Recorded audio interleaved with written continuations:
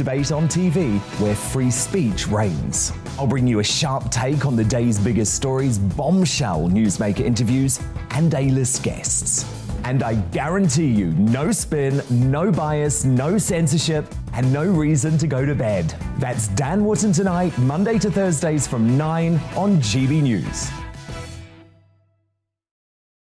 Hello, I'm Esther McVeigh. And I'm Philip Davis. Whether you're watching or listening on TV, online or on radio, we handpick the latest stories, debates and expert opinions for your weekend. So whether that's politics, news or showbiz, we've got it covered. Join us every Saturday morning at 10 o'clock on GB News. We are GB News. And we'd like to say thank you to each and every one of you for helping our great nation find its voice. We're absolutely everywhere. Across England, Scotland, Wales and Northern Ireland. On TV, on radio and online. We're proud to be the People's Channel, Britain's news channel. On the Mark Steyn Show, we cover the stories a lot of people are scared even to mention. The stuff that really matters with some of the world's biggest thinkers. Now is his opportunity to kind of take the steering wheel of history. Break away from the flop at 8 o'clock on GB News with the Mark Steyn Show. On Mark Dolan Tonight, we have a simple plan, which is to inform, stimulate and entertain in equal measure. It's all about getting your opinions on the national television airwaves. I love my viewer emails, mark@gbnews.uk. So do join me from 9 p.m. to midnight every Friday, Saturday and Sunday for big guests, big opinions and a big presenter. 6'5", don't you know? See you then on GB News.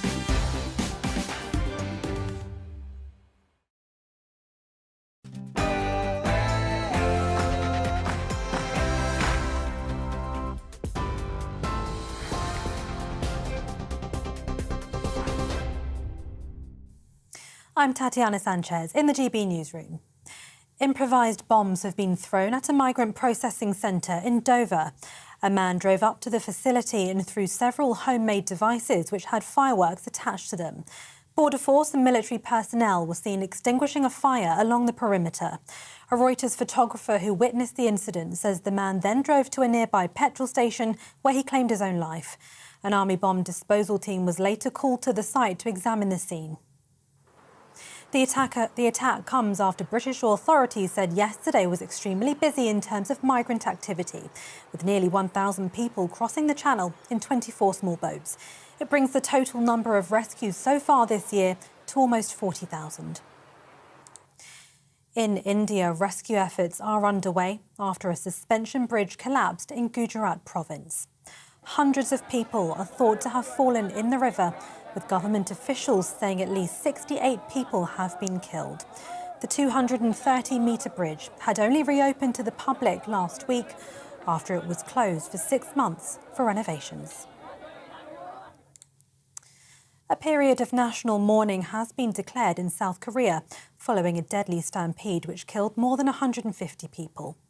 22 foreign nationals from 12 countries are among the victims who were crushed during Halloween celebrations in Seoul. Most were in their teens and 20s. More than 80 people were injured. The country's president, who visited the scene, has ordered a thorough investigation into the cause. Australian Nathan Tavaniti described a wave of people in a narrow alley. One of his friends died. There's so many people. What are you going to do with 10 people? Yeah. And I had to turn around and I told the crowd, you can't come this way. People are dying. Because I already knew how bad it was. And people were being so rude. And I had to tell them, you can't come this way. And then it took so long for emergency services to arrive. The West has accused Russia of weaponizing food after the country suspended a Black Sea grain deal. Moscow's move follows the claim that its fleet in Crimea was attacked by drones, which it says have now been recovered and analysed. Russia's ambassador to Washington suggested British military specialists helped Ukraine organise the strike, which the UK denies. A teenager has been charged with the murder of a university student who was stabbed in Manchester. Luke O'Connor died in hospital after he was attacked on Wednesday. 19-year-old cello George Pottinger will appear in court on Monday. A series of Royal Mail strikes planned for the next 2 weeks have been called off. The Communication Workers Union says it decided to delay the action after receiving a letter from the company's legal team. Members of the CWU are involved in a long-running dispute over pay and working conditions. The union says strikes will resume on the 12th of November. And the Bank of England is expected to unveil its biggest interest rate hike in 33 years as it works to tackle inflation. Economists believe the Monetary Policy Committee will increase the rate by 0.75 percentage points to 3% on Thursday. It comes amid warnings that spending cuts and tax hikes are under the new Prime Minister could lead to deeper recession. And the number of rough sleepers in London has increased by 21% in a year. City Hall figures show there were over 5,000 people on the capital streets between April and September. The London Mayor Sadiq Khan is urging the government to take immediate action to tackle rising bills and housing costs. TV, online and DAB+ radio. This is GB News. We'll have more news at the top of the next hour.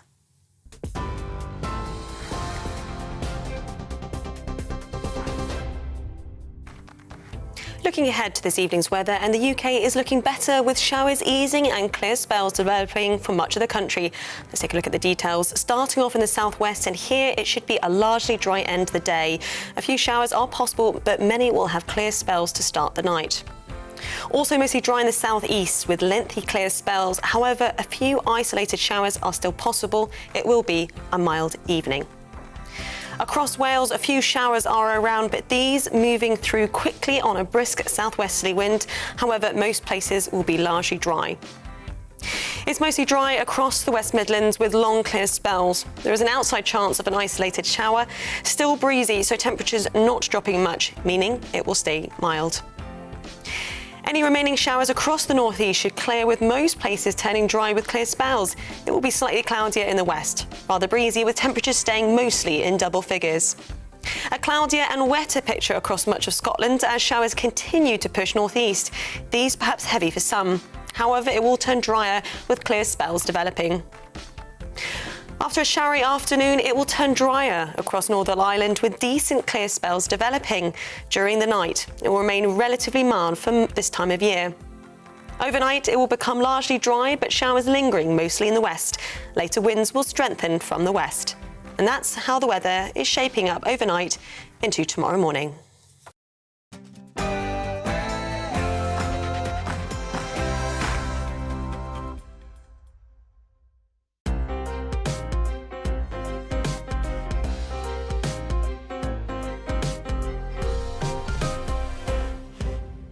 Welcome again to Portillo. Well, Liz Truss was Prime Minister for just the blink of an eye, but her few days in office have impacted British politics profoundly. Her catastrophe has proved to both Conservative and Labour parties what cannot be done. The Tories have learned that there can be no tax cuts. In fact, just the opposite. Tax rises must rise from their already historic high levels. The reason is that public spending cannot be controlled. In particular, the National Health Service gobbles up an ever greater share of our national wealth. It's inefficient, wasteful, accident-prone, and produces worse health outcomes than other systems, but nobody knows how to reform it, let alone how to save money. And Tory MPs are in the vanguard of seeking higher spending on other things, defence, and, absurdly, protecting the legacies of the middle classes who fear that they'll be swallowed up if a parent needs to sell a house to pay for long-term care. No plan for restraining spending means relentless increases in tax. The Labour Party has learned too. If it proposes huge increases in spending, everyone will know that the markets will revolt. The frailty of governments before city traders has been revealed. Sir Keir Starmer would like to be in office for more than 45 days. The situation favours Labour, I think. The Conservatives have now nothing to offer. The size of the state will grow, not reduce. The idea of a growth economy has died with Truss's premiership. Starmer will be content that the wild people in his party have witnessed cold reality with Truss's demise. He has to do nothing other than be the alternative to this government. Normally, Labour would struggle to prove that it could be economically competent, but after the Truss disaster, the public believes that Labour couldn't be worse. This is hard luck on Rishi Sunak, who's brought good order to government after 6 years of Tory chaos. His party's poll ratings have already improved, and he should benefit from better than feared interest rates and falling energy costs. I think he'll get a Northern Ireland Protocol deal, so he may end up losing the general election quite narrowly. But Britain is set on decline because on one thing Liz Truss was right. Public spending that eats up an increasing proportion of national wealth will make us all poorer. Ironically, having left the European Union, our policy is now identical to our neighbours. We Europeans are on a complacent decline, whilst the United States and Asia race ahead. Rishi must understand that better than most. In a moment, we will talk to political journalist and documentary maker Michael Portillo. He's the author of a new book called Unmasking Our Leaders. And I'll be speaking to former Chief Secretary of the Treasury, David Mellor. But first, GBNews political reporter Olivia Utley is with us. Olivia, what did you make of my peroration? Well, I think that it's absolutely right that both parties have learnt a lot from the last 6 weeks. And I think there is a fear among traditional Thatcherite Conservatives that a pro-growth model is now impossible. And then you get to the stage of, as you say, Rishi Sunak has managed to bring good order to government. And we've talked a lot in the past couple of weeks about what he's going to do. And it looks as though he will manage in some way to balance the books with dramatic tax rises and public spending cuts. It looks like he's getting a plan together, sort of, for defence to help Ukraine. What I think we've talked less about is why he's doing it. There's no narrative to Rishi Sunak's plan. Liz Truss, although the conventional wisdom at least has it that she did too much too soon, had a goal. She thought that no one would vote Conservative. Conservatives represent a small state and low taxes, and she had to do everything she could to get the Conservative Party there. There's a reason for voting Conservative. If the reason for voting Conservative is just sort of to keep things as they are, to have a stable pair of hands, then you sort of wonder why people would vote for Rishi Sunak over Keir Starmer. And I think that's probably the danger that Rishi Sunak is going to get himself into. Thank you very much, Olivia Utley. I'm now very pleased to be joined by a former colleague and former Cabinet Minister who left office, I don't know whether he'll be able to believe this, just 30 years ago. My friend, the Right Honourable David Mellor. David, good morning to you. The accusation is made today, David, that Suella Braverman, the Home Secretary, rejected legal advice, presumably from Home Office lawyers. You are a King's Counsel. Tell me your opinion. Is a minister, is any client for that matter, bound to act on legal advice? Absolutely not. And lawyers advise, politicians decide. But I do think that if you choose to reject legal advice, there has to be a good reason for it. But what the Home Office was always doing in my day was warning me about the dangers of judicial review and all the awful things that would happen if we went down a particular course. But I think the job of the politician is to decide. There are times when you simply have to do that in order to do the right thing by the British people. And certainly, so far as Suella Braverman is concerned, I think where she has been foolish is in failing to control the flow of information from her, which makes her look sloppy. I spent 5 years as a Home Office minister. All the time there would be 5 or 6 ministers in the Home Office. None of us were ever hauled up for having misused information. And what that does is undermine what otherwise is a perfectly good ideas that she has, which is we have to control migrants, particularly migrants coming across the channel in small boats, something that her previous predecessor, Priti Patel, couldn't do.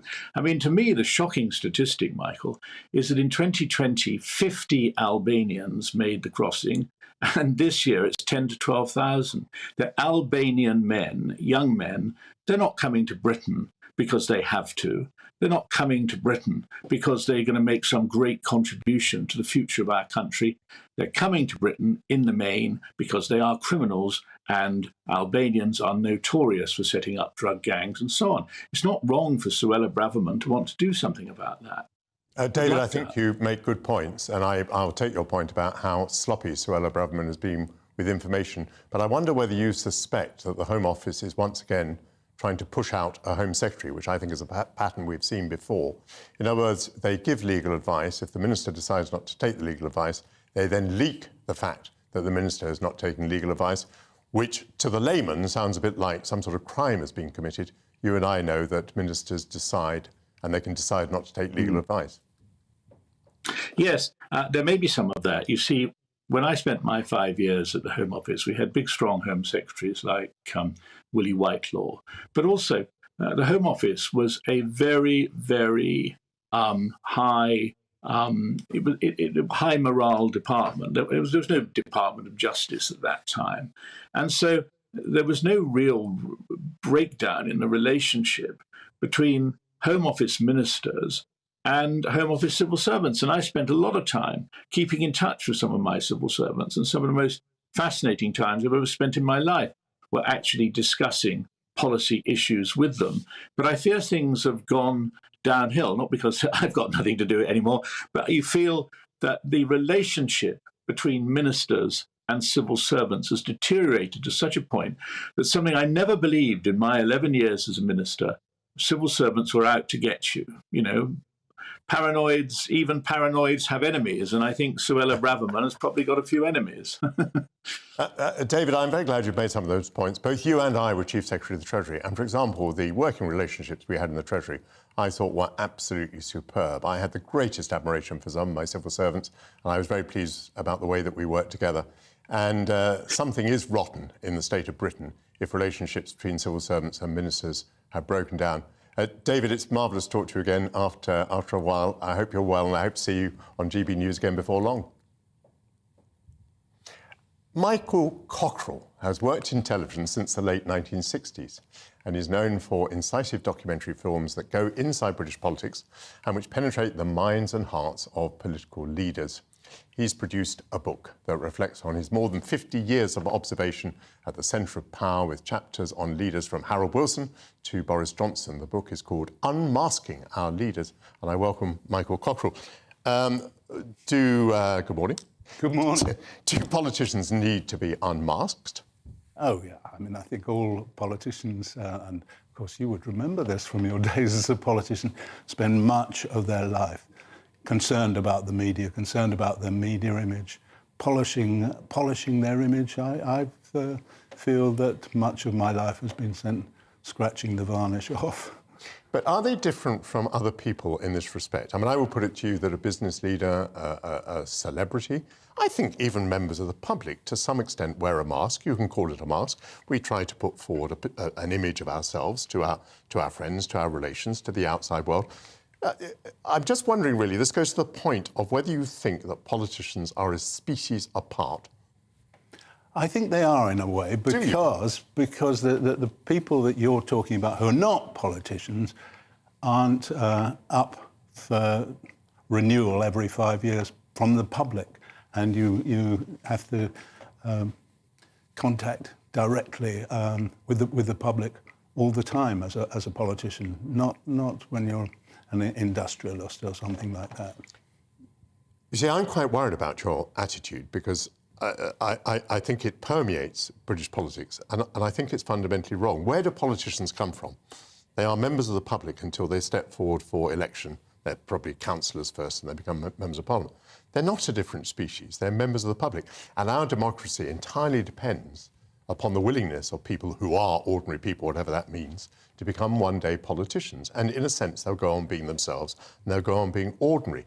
And it might have happened to you, I think. There's a photograph of you in your book with, I think it's the Fabian Society cricket team, and you're surrounded by very eminent Labour politicians of the day. This is quite some time ago. I was 14 at the time. You were 14. Yes. And it kind of led me to believe, well, Michael Cockerell might easily have become a politician. Alistair Stewart, who's on this programme, he might easily have become a politician, but no, he became a journalist.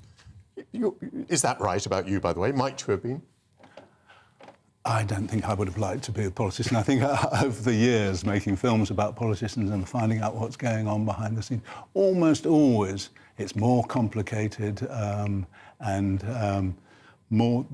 the blacks turn out to be grey and the greys turn out to be white, and the heroes have feet of clay, and the villains have redeeming features. All those things, all that complicated. But I think I would have been able to do some of what politicians do, but I found it more interesting to find out what's going on behind the scenes. Every time I've talked to journalists who've gone into politics, say as special advisors or even as ministers, they said everything within an hour or so in the minister's office or in the Secretary of State's office, there are 10 stories that would have made the front page of my newspaper. And I don't think the journalists know very much a lot of the time.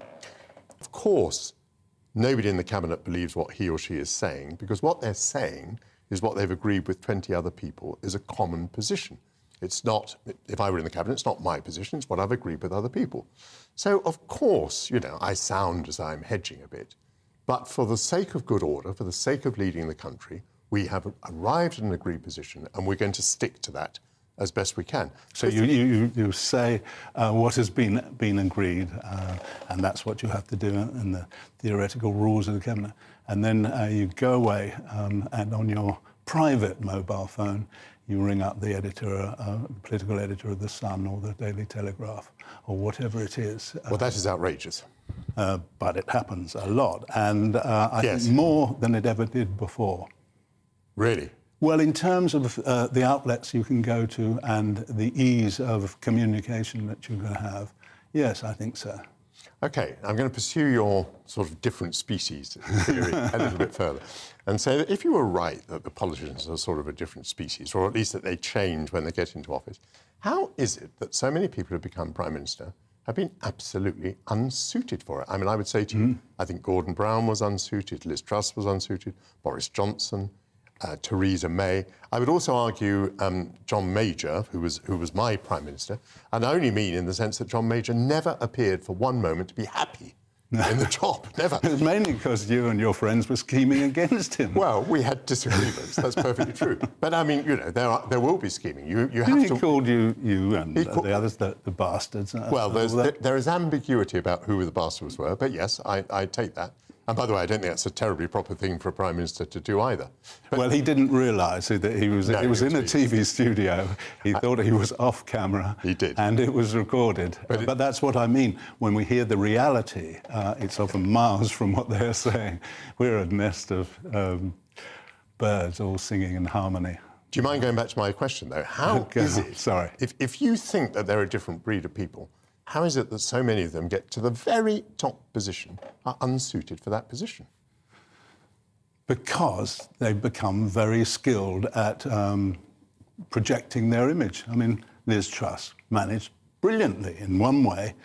She was the only one who stayed from David Cameron's government through every other government until she became Prime Minister. Almost all the rest of them were defenestrated, resigned, sacked, because of some sexual scandal. But she was there, and she was brilliant at making photo opportunities that made her look like Mrs. Thatcher in a tank and wearing royal blue and all that kind of stuff. And no one really knew very much about her when she became... Unfortunately, there is a tendency amongst women who are Conservative and happen to be Prime Minister to think that they're Margaret Thatcher, but I'm afraid those two things doesn't make them Margaret Thatcher. I've read your book, which I've enjoyed very much, so let's just plug your book for a moment, which is called Unmasking. You can hold it up. Yeah, we're going to hold it up, exactly so. I enjoyed it very much, and I got the impression, I might be wrong, that the person you liked most, or perhaps respected most, was Dennis Healey, and the person you found most intriguing was Boris Johnson. Am I wide of the mark? I think I found Enoch Powell one of the most fascinating figures that I made a film about. I'm not sure that people think I was sort of affectionate to Dennis Healey. He was an old rogue. I didn't. But he did invent the line that every politician needs to have a hinterland. And he did have a vast hinterland.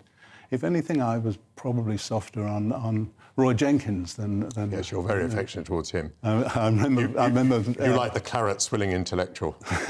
and also the way he couldn't pronounce his R's. I remember in the 1976 referendum, 75 referendum as to whether we should stay in what was then called the Common Market. Harold Wilson had given his cabinet leave. They could all campaign against each other. And I did an interview with Jenkins at the time. He was leading the stay-in campaign. And I said, and he, like Lord Salisbury, he couldn't pronounce his R's. And I said, how damaging do you think the referendum campaign is going to be for the unity of the Labour cabinet? Because you and Tony Benn, for instance, are daggers drawn. And he said, I really do hope that this whole referendum campaign can be conducted without any wank on either side. I think it's a word he didn't really know. That's brilliant. Michael Cockerell, congratulations on the book. Congratulations on your career. It's been an extraordinary career. And thank you very much for coming in here today. And would you very kindly say hello to your wife, Anna Lloyd, from me? I will indeed. Fond memories of making films with her. So thanks to David Mellor, Michael Cockerell and Olivia Utley. Coming up, they were highly motivated, hugely courageous. Most of all, they were unconventional. A new drama about the SAS during the Second World War airs later today. But was the truth stranger than fiction? That's after the break.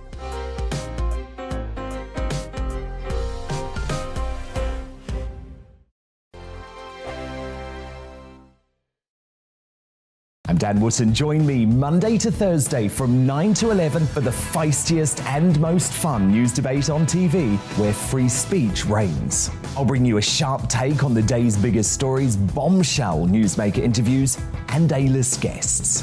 And I guarantee you, no spin, no bias, no censorship, and no reason to go to bed. That's Dan Wootton Tonight, Monday to Thursdays from 9 on GB News.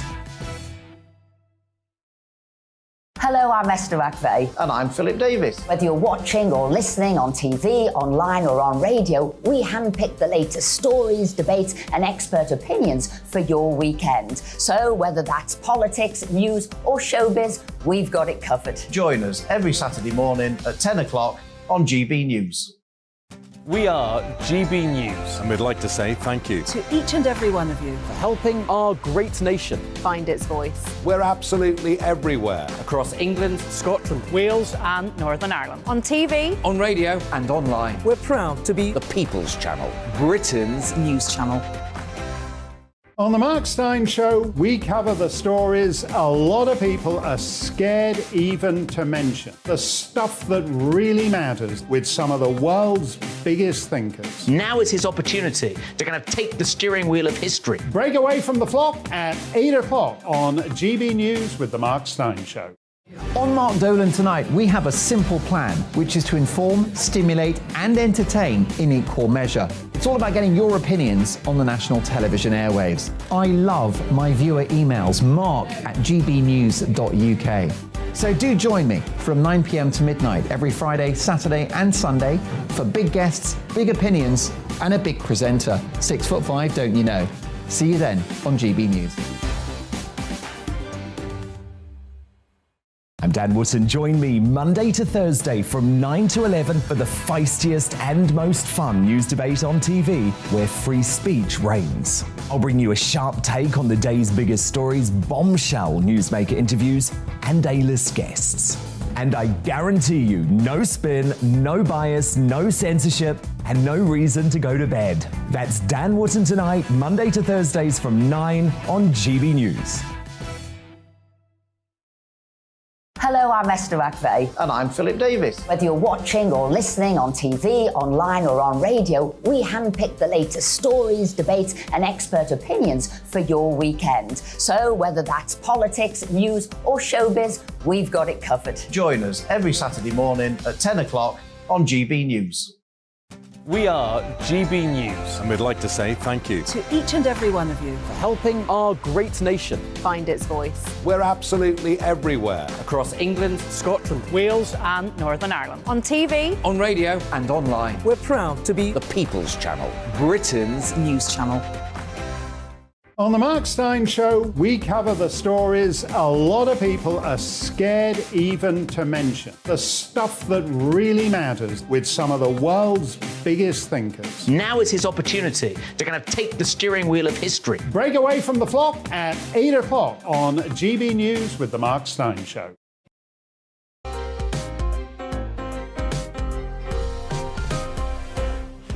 Good morning again. Welcome back to Portillo, your Sunday serving of conversation, debate, arts and culture. During the Second World War in 1941, an elite British fighting force was formed in North Africa. Recognising the need to engage the enemy in an unconventional way, David Stirling recruited highly motivated, brave men to work in small teams. What became the SAS was born. In 15 months, the SAS destroyed over 250 aircraft on the ground and dozens of supply dumps and wrecked railways, telecommunications and enemy vehicles.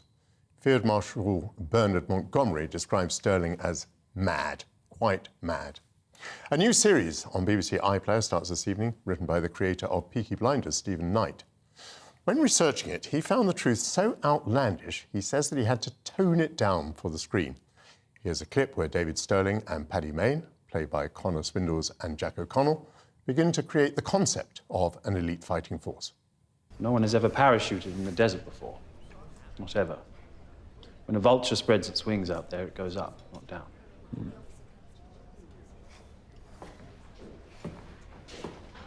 So someone would need to try it.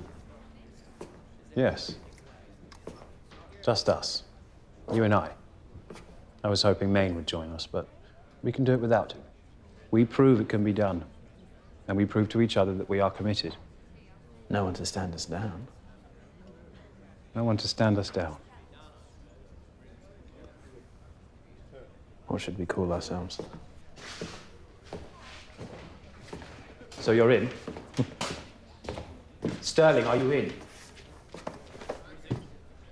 You stole the parachutes. I was still in an aeroplane.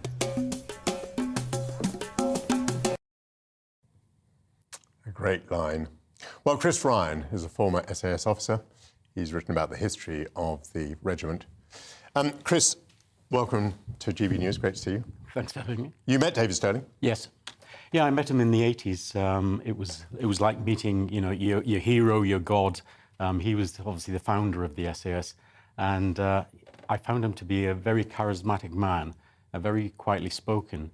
But he showed interest in me. I was a young trooper, and I was actually there because David was supporting a former colleague of mine to climb Everest, and he had a real interest in mountaineering. Now, I wanted to ask him about how he formed the SAS, and all he wanted to do was talk about climbing. He knew that I was heading off to Germany to do an Alpine Guides course. So yeah, sadly, the half an hour with him was just a conversation about rock climbing.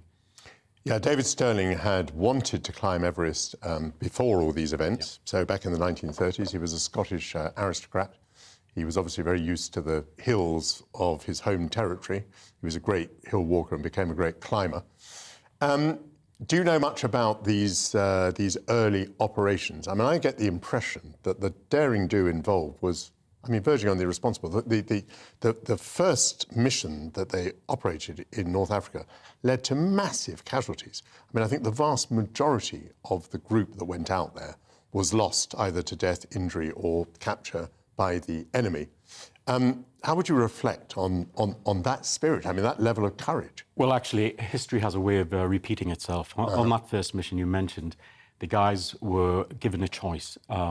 They were to go in via aircraft, parachute in, but there was a storm brewing.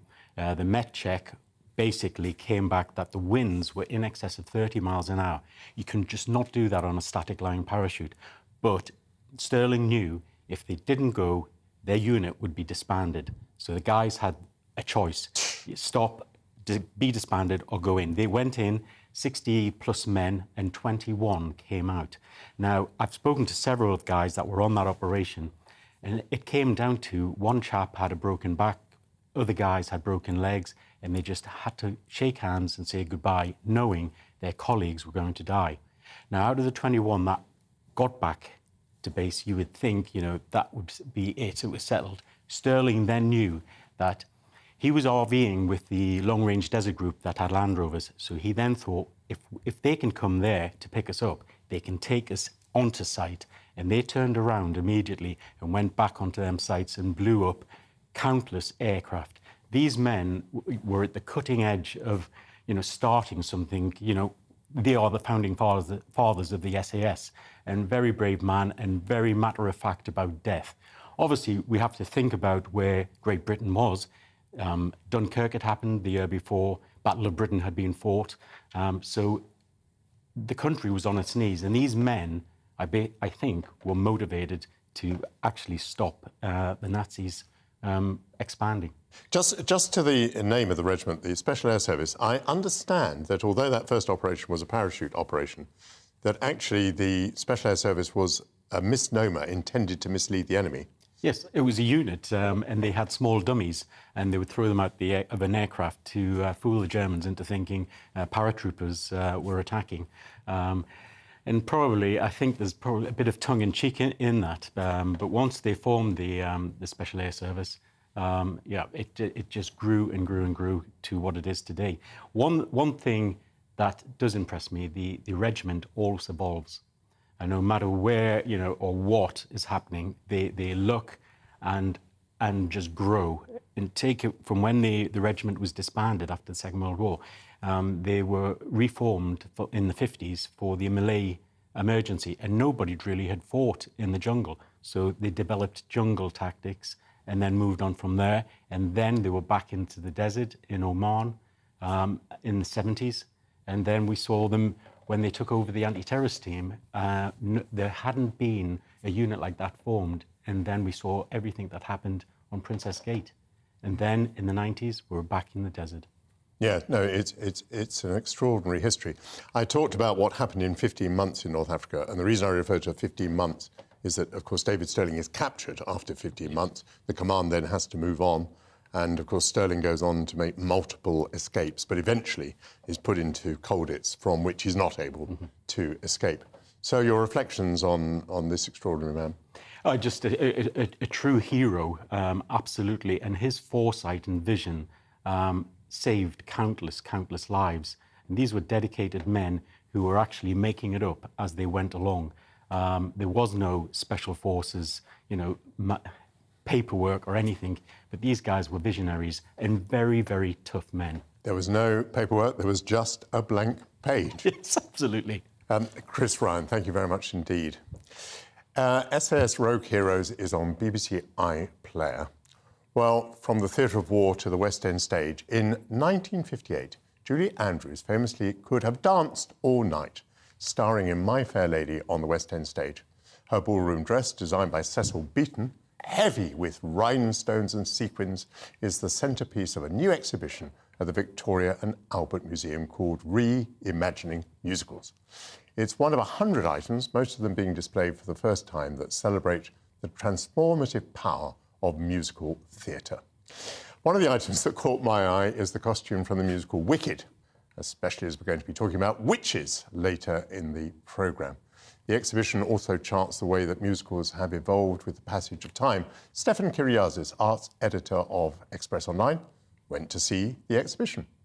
We're here at the V&A. This is Reimagining Musicals, a show about imagining musicals, what some of that source material that shows have turned to, but also what about that evolution? Once a show's up and running, what happens next? What might change, what might evolve, and how have we got to the landscape of musical theatre as we know it today? So the V&A is the National Museum of Art, Design and Performance. Performance, one of those really important three key pillars of our work. Art, design and performance reflected in this show, and we're very lucky to be the national collection of the performing arts. So the objects that you see here on display, 100 of them, 94 seen for the first time on display for the public, are all protected for future generations as part of our remit. This is a modern world. Do we still want musicals? Are they relevant to our tough modern society? I think there's always a place for entertainment and escapism, which is what the musical brings, but also that power of transformation, which I think really attracts us to it. So through song, through drama, through dance, that wonderful tripartite, the transformative power of being in a community of people on stage and in the audience, but also seeing transformations, whether that's the set, whether that's a character journey, whether that's an aspect of the music. There is something very, very powerful about that all coming together in a group, in a community, at once, and knowing it will never be like that on any other performance. People always love to see costume. We've got some amazing costumes on display, from Julie Andrews' dress designed by Cecil Beaton for My Fair Lady and the West End, through to more contemporary shows like everybody's talking about Jamie. We've got costume for Catherine of Aragon from Six the Musical, Satine from Moulin Rouge. You know, we've got a whole broad landscape of that. Musicals are sometimes seen as quite lightweight. Are they also, obviously they're reflecting important issues, would you argue they're also a way of stealthily exposing audiences to new ideas, new thoughts, new social, that they're actually moving a conversation forward? They can be incredibly powerful in their agenda. Let's take inclusive casting, for example, or some of those other aspects, whether you're pro a particular thing or anti a particular thing. You know, like all forms of theatre, entertainment can be political, is political, and there are very various ways that you can bring that to the stage. So the power to educate, inform and entertain, we see that throughout the entire history. There is always a fascination with, let's say, the canon of musical theatre and that historical material to bring it relevant to today's society. Let's not forget, until 1968 in the UK there was a censor. You couldn't depict certain things on stage, such as homosexuality.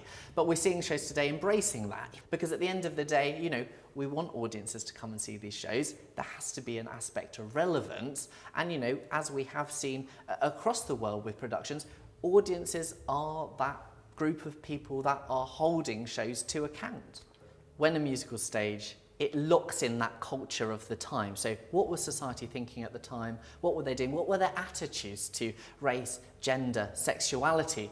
Now, of course, society evolves.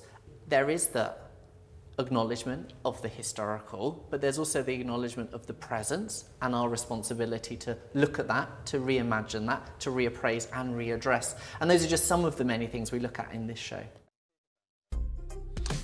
Reimagining Musicals runs at the Victoria and Albert Museum in London until the 20th of November 2023. Coming up, this year marks the 70th anniversary of the death of Eva Perón. Sir Tim Rice, co-author of the musical Evita, will be here after the break.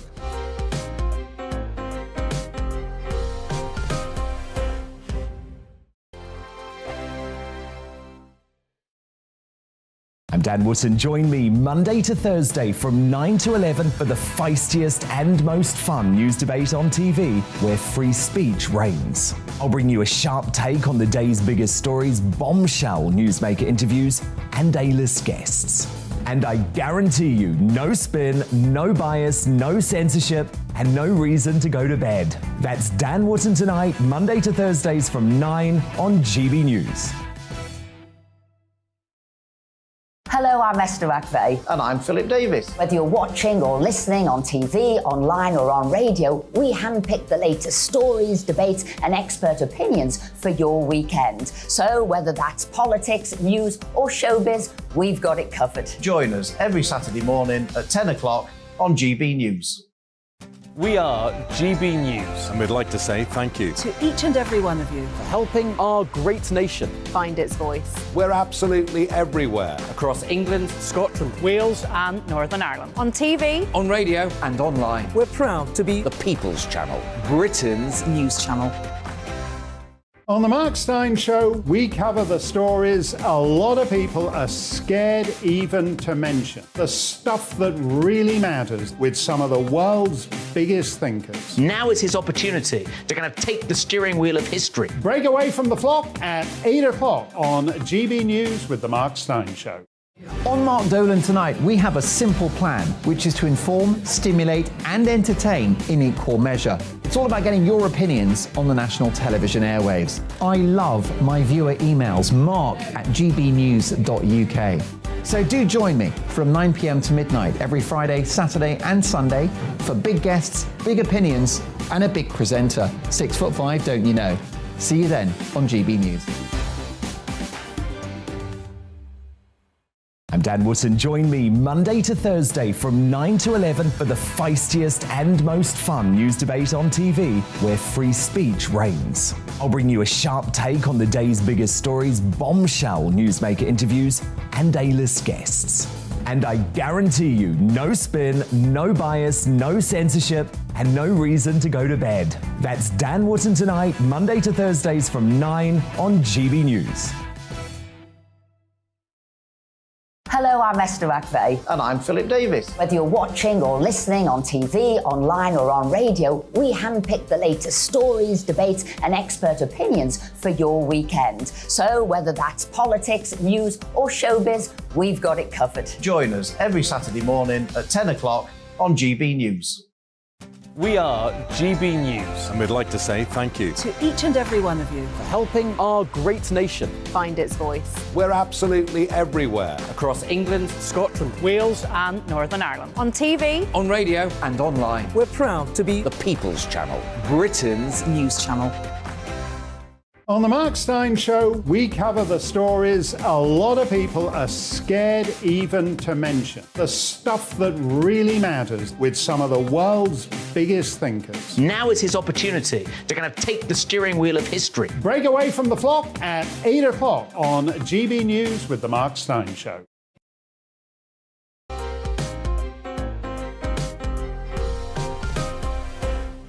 Welcome back to Portillo. This year marks 70 years since the death of Eva Perón from cancer, aged just 33.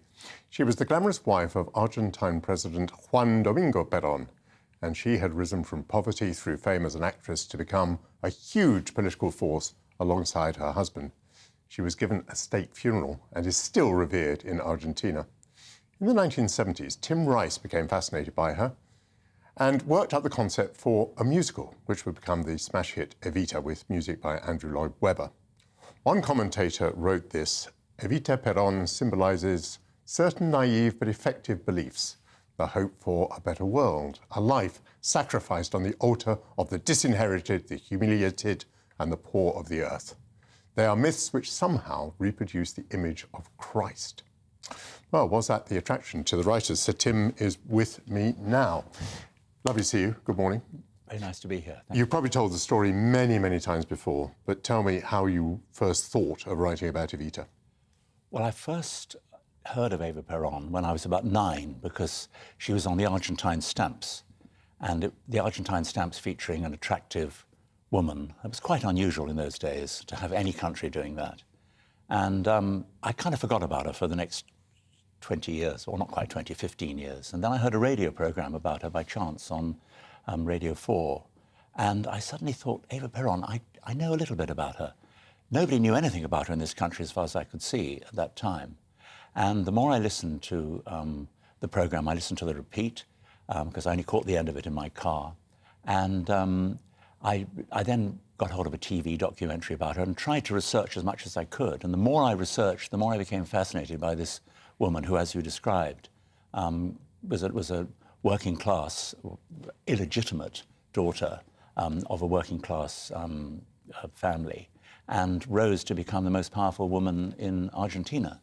And it's an amazing story. And she died aged only 33, and as you say, is still revered. So it had all the ingredients, really. Well, yes and no. I mean, this is where your genius is, because you've said that no one had heard of her, meaning no one in Europe and no one particularly in the United States, where your musical was likely to play and be popular. And also, to the extent that anybody did know anything about her, she'd been to visit General Franco in Spain. And so she was at least linked with fascism. And by the way, just to remind ourselves, you were doing this in the mid-1970s. General Franco only died in 1975. Salazar in Portugal, what, 76, 70, I can't remember, around that yes, period. Yes. So actually, we still had fascism in Europe. How did you take the leap to think that you could do a musical about a woman who was thought to be fascist, and that was probably the only thing we knew about her? Well, we were criticised before we'd even let the show loose on the world for writing about something that nobody knew anything about, whereas that was why it would not work. And our previous show, Jesus Christ Superstar, we were criticised because everybody knew the story, so therefore that wouldn't work. So the answer is, if you've got a good story and if you tell it reasonably well, and I think 40 years later I can claim we did tell it quite well, and of course I was well aware of her murky side, as well as her saintly side, if you like, seen from the Argentine point of view. But that, again, was of enormous appeal. You had two sides of the argument, and as playwrights considerably greater than I have said, if you can, I mean, the great thing about writing a play or a musical is that you can present both sides of the argument. And that's what we were able to do using the character of Che Guevara, who I discovered, having started work on Evita, was also Argentine. I thought he was Cuban. I mean, my own knowledge of Latin American history wasn't great until I began researching. And it's so true that hardly anybody in Great Britain, certainly, perhaps a bit in Spain, obviously, but very few people in Great Britain knew anything about Eva Perón at all. So they didn't think of her as a fascist or anything.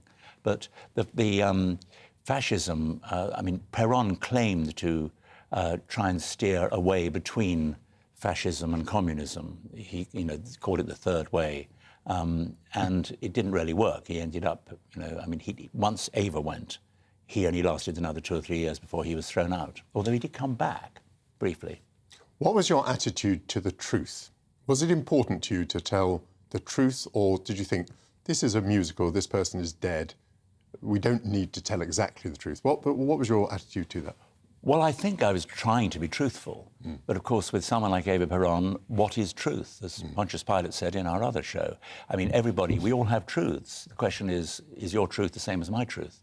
And I'm very much torn between being a fan of Eva Perón and thinking she was an extremely murky person. There was certainly What was the murkiness, by the way? Because we've heard about the good side of her. Yes, I mean the fact that people tended to disappear. But and anybody who opposed Perón and the way that he marshalled the workers against the so-called aristocracy ruling classes.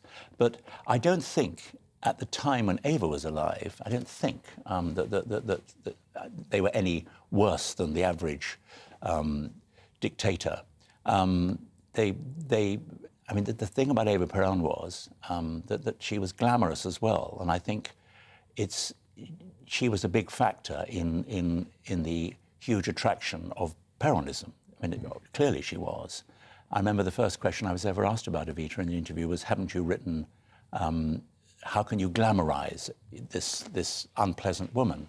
And I said, well, the fact that she was glamorous is the story. If she was not glamorous, it would not be as interesting a story as it is.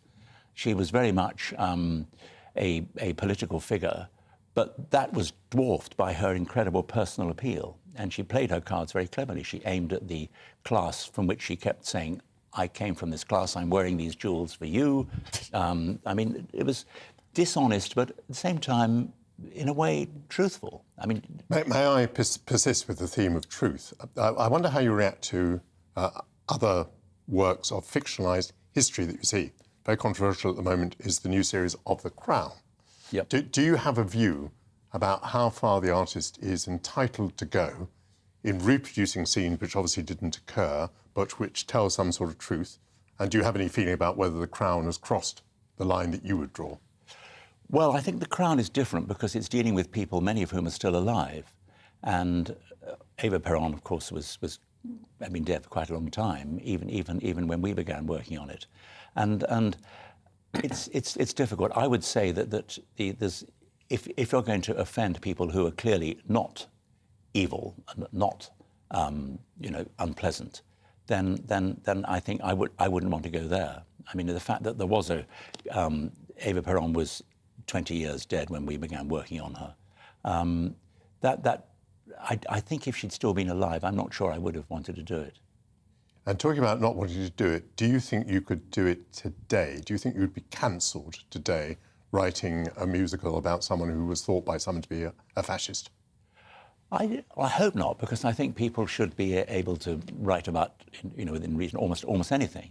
I mean, there've been plenty of I mean, as long as I mean, I wouldn't want to promote fascism or Eva Perón's way of life at all. But I think we attempted to get an accurate portrayal of why she meant so much and still does to so many people in Argentina. She had good points, she had bad points, but that's true of an awful lot of people. Indeed, particularly in politics. May I ask you a very personal question? Where were you last night? Last night I was at the Charing Cross Theatre in Villiers Street, or Under the Arches, because we had the first preview of new show I've written. Actually, it's not that new, but it's called From Here to Eternity, written with Stuart Brayson, the composer. And it was on in London about 9 years ago, where it got good reviews and wasn't a hit. Normally I get bad reviews and have a hit, and I think I prefer that way round. But it was the first preview. It's opening at the Charing Cross Theatre, which is a very small space, on November the 8th. And it was great. It went well. So it's a nice score. It's quite a, I mean, that's a wartime political story in many respects, about soldiers in Hawaii before Pearl Harbor. And it was very well received last night at the first preview, so keeping my fingers crossed. Was the press there last night? No, thank goodness. But they'll be there on November the 8th, or some of them will, I think. But I wouldn't have minded if they had been there, to be brutally honest, because the audience received it very well. Very good.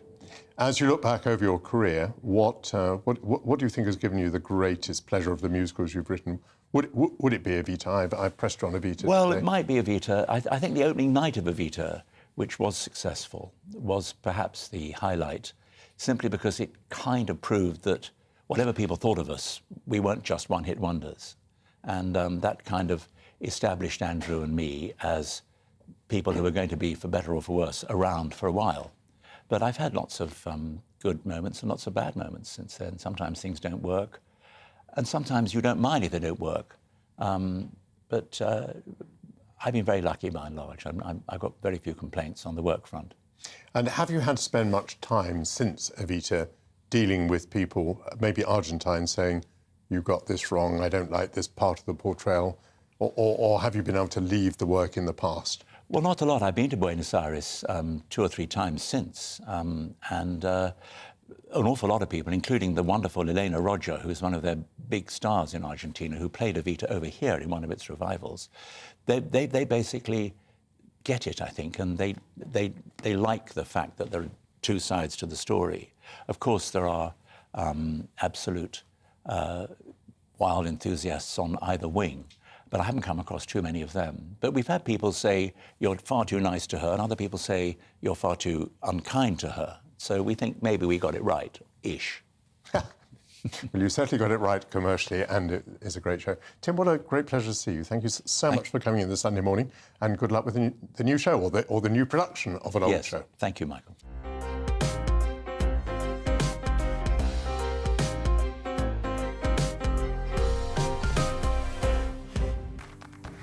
Looking ahead to this evening's weather, and the UK is looking better with showers easing and clear spells developing for much of the country.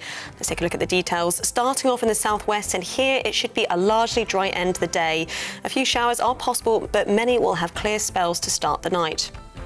Also mostly dry in the southeast with lengthy clear spells. However, a few isolated showers are still possible. It will be a mild evening.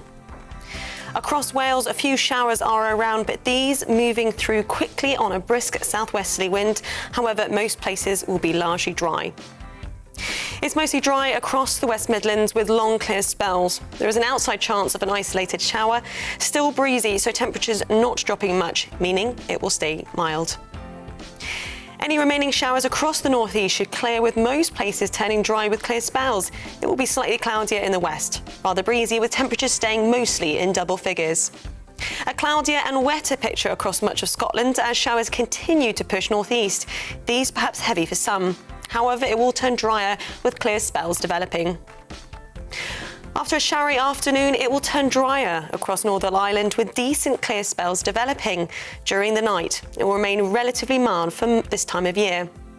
Overnight, it will become largely dry, but showers lingering mostly in the west. Later winds will